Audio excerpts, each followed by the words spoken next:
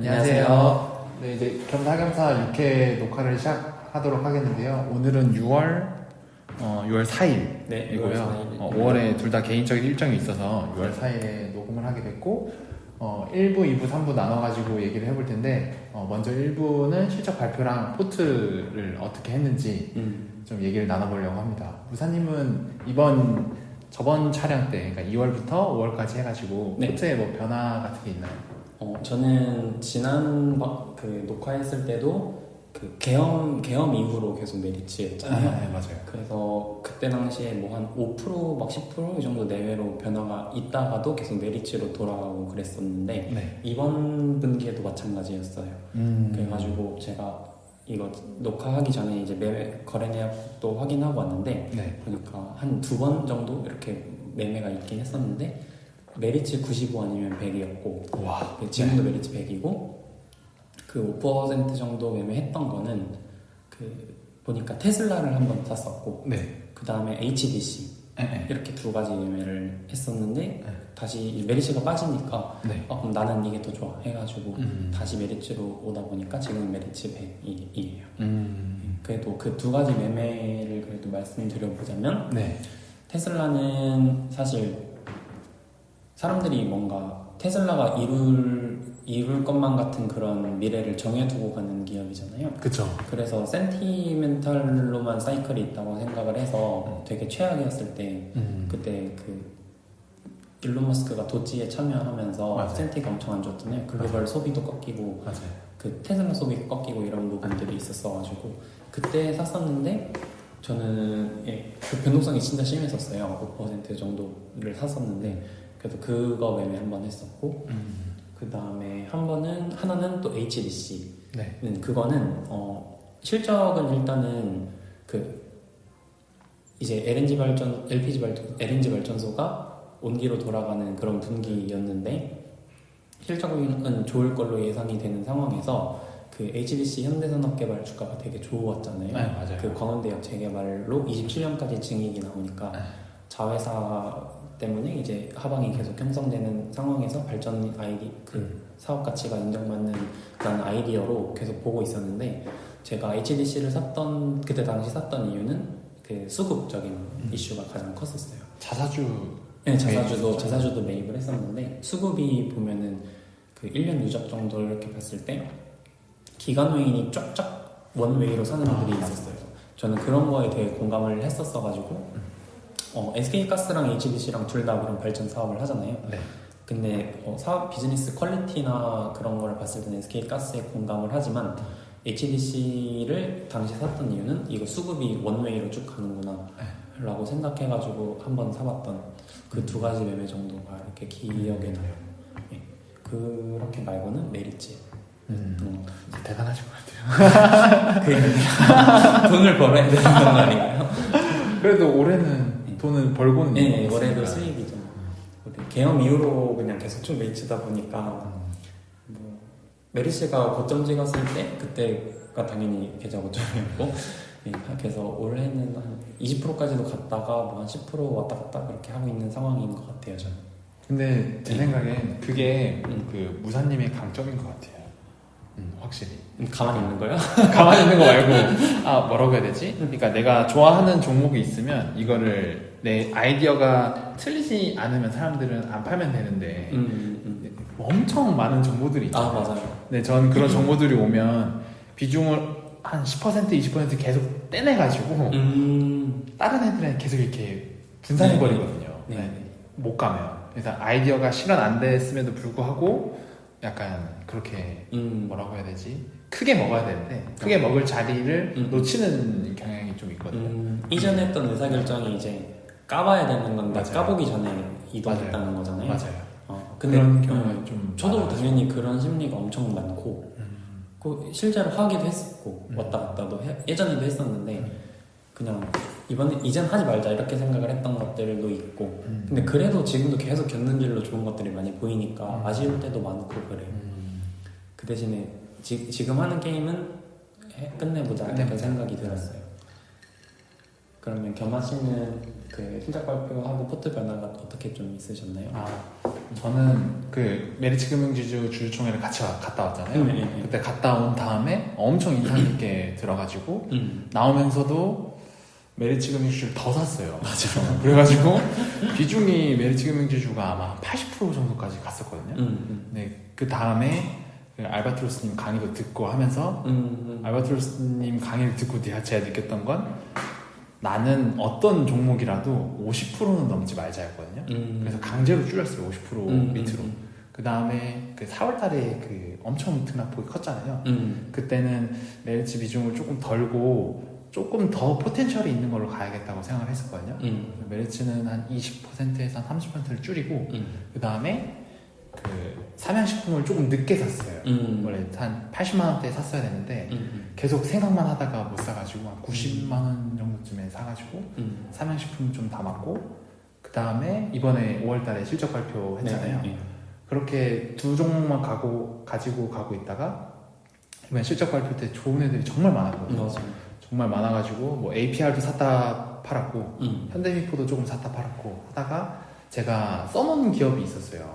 YG 엔터테인먼트라고. YG 엔터테인먼트가 1분기 그 실적이 컨센서스에 다 적자였거든요. 다 적자였는데 만약에 흑자면 이건 무조건 MD 쪽이다. 근데 무조건 MD 쪽이니까 흑자가 붙으면 약간 기업이 바뀐다고 저는 보거든요. 그러니까 MD 쪽으로도 매출을 늘리겠다는 건 YG가 그 엔터 4사 중에 가장 MD 매출이 낮은데 그렇게 가겠다는 거는 더 포텐셜이 높아지는 거니까 거기다가 블랙핑크 있으니까 이거는 흑전을 사야 된다라고 생각했거든요. 근데 아니나 다를까 흑전을 했어요.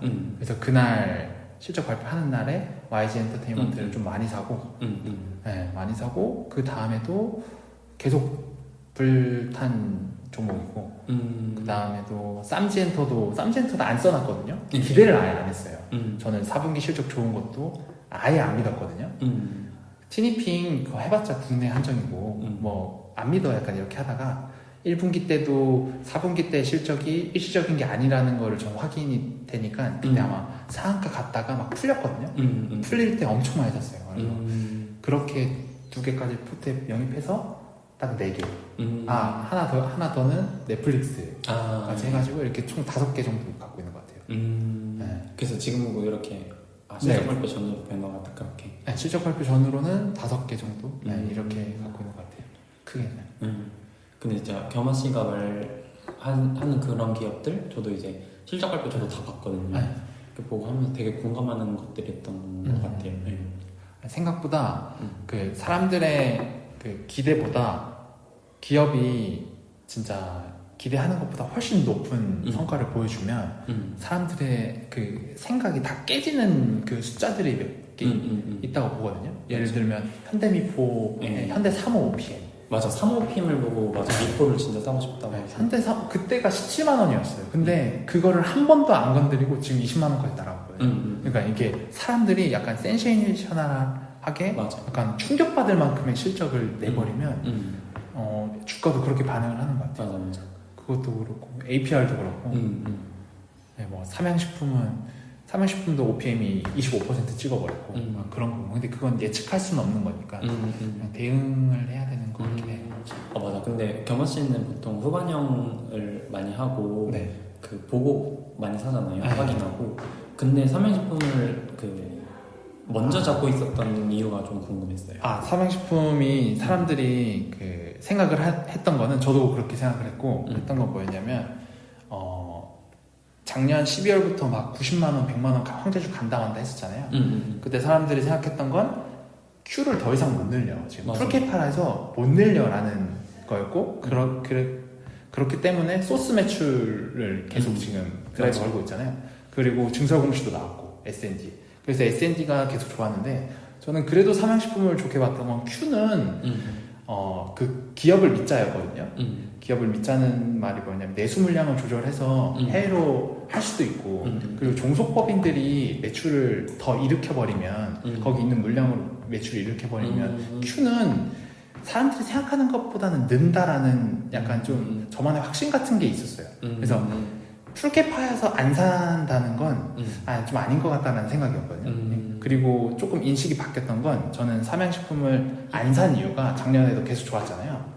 근데 그때는 안 산 이유가 저는 매우 맵다는 그 카테고리가 글로벌로 트렌디라고 생각을 안 했어요. 맞아, 그때는 있었어요. 글로벌 트렌드가 웰빙이었고 웰니스니까 매우 맵다는 거는 웰빙이라는 거리가 멀어서 나는 이걸 전 엄청 좋아하거든요, 블랙을. 근데 이거 웰빙이랑은 안 맞아서 길게 가지 못할 것 같다라는 게 제 생각이었는데 그게 완전 틀린 게 매운 그 지표도 나오고 하면서 글로벌 트렌드로 약간 재미랑 먹방이랑 같이 붙어서 트렌드화 돼 있더라고요.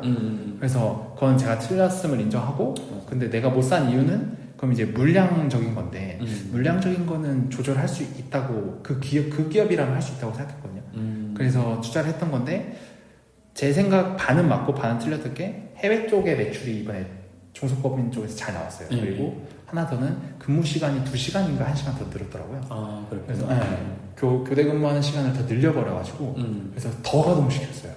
그래서 물량이 더 늘어난 것도 있어가지고 사람들의 그래서 생각보다 더 잘 나왔던 케이스였던 것 같아요. 맞아. 삼양식품은 특히 이번 분기가 매출액이 그렇게 더 나왔다는 게 진짜 QOQ로 더 나왔다는 게 저는 되게 높게 평가했던 부분이었던 것 같아요. 맞아요. 그래서 저도 그때 NXT에서 한 6, 8%밖에 안 오르고 있었어가지고 그때 계속 고민했잖아요. 맞아요. 이거 사고 싶은데 메리츠를 팔아야 된다.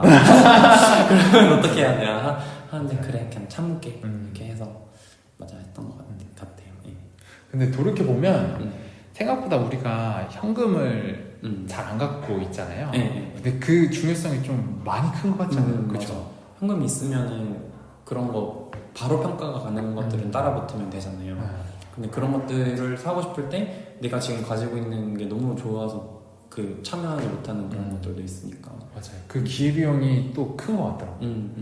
그래서 저는 알바트로스님 강의 끝나고 그 무사님한테 말했지만 레버리지는 절대 안 쓴다 이제 해가지고 안 쓰고 있잖아요.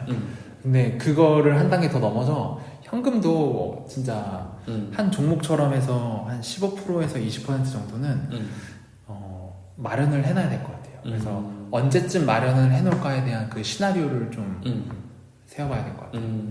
저도 그 경원 씨 덕분에 그 강의를 도감을 하는데 그 경원 씨는 그렇게 하고 나서 한 종목의 비중을 50% 이렇게 상한선을 뒀잖아요. 근데 이제 저는 지금 100%잖아요. 맞네.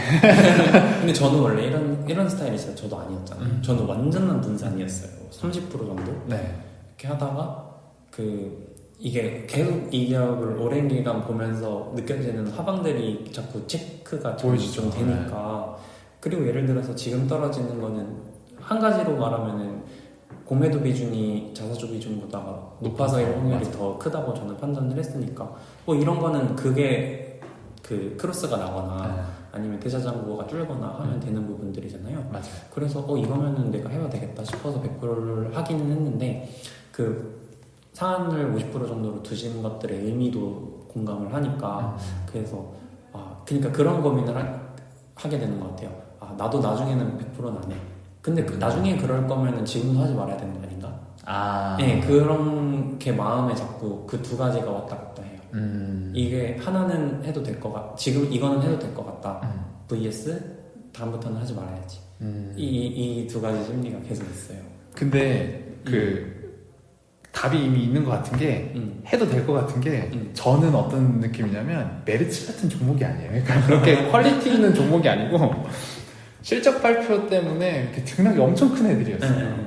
그래서 저는 속으로 그런 고민도 안 하고 이거 하면 안 되는데 그냥 답이 있는데도 불구하고 전 진짜 탐욕 그 자체였거든요. 이거 진짜 하면 안 되는데 근데 이거 좀만 더 벌면 10%만 더 가면 20% 가는 거고 약간 전 그런 심리가 강해가지고 이건 아니다라는 답이 하나밖에 없었던 것 같아요. 근데 무슨 말인지 알 것 같아요. 근데 워낙 퀄리티 기업이고 오래 봤으니까. 근데 이제 뭐 오래 봤다고 이제 그게 이제 아주 취약한 지점이 될 수도 있는 부분이니까 그거는 경계하려고 하면서도 제가 투자하면서 강점이 항상 저는 변동성 관리를 잘해요. 근데 100%인데 변동성 관리 말이 되냐?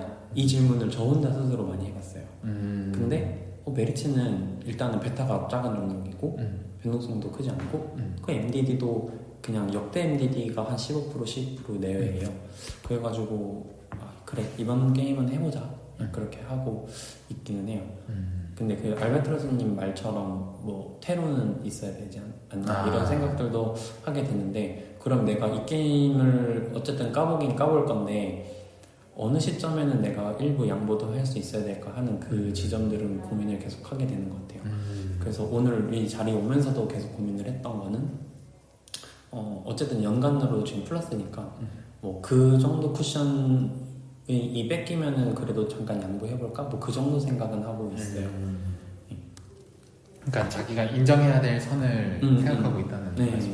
그건 중요한 것 같아요. 근데 계속 고민할 것 같아요. 그리고 그렇게 실제 그런 상황이 돼서도 또 고민이 두 갈래로 나뉘게 될 수 있을 것 같고, 그러니까 아직 뭐 엄청 단단하거나 그 엄청 기준이 명확한지 못해서 그런 것 같기도 하고, 또 좀 고집도 있는 것 같기도 하고. 근데 제가 보는 류사님은 저보다도 훨씬 그 기준이 뭐라고 해야지? 기업을 보는 기준은 저보다 훨씬 좋아요. 그래가지고 잘 하지 않을까. 생각보다 저는 숫자를 보는 기준이 명확한 것 같고, 네, 기업을 보는 기준은 애매모호한 것 같거든요. 네. 맞아, 저는 국내에서 특히나 그 투자할 만한 기업이 진짜 없다고 생각하니까 그런 기준들, 각자 기준들이 있는 것 같네요. 네. 근데 1부가 너무 길어질 것 같아서 네, 1부는 여기까지만 하고 2부 때는 이제 1부 때 했던 각자의 의사결정들에서 조금 디테일한 부분들을 같이 짚어봅시다. 네, 알겠습니다. 네, 감사합니다.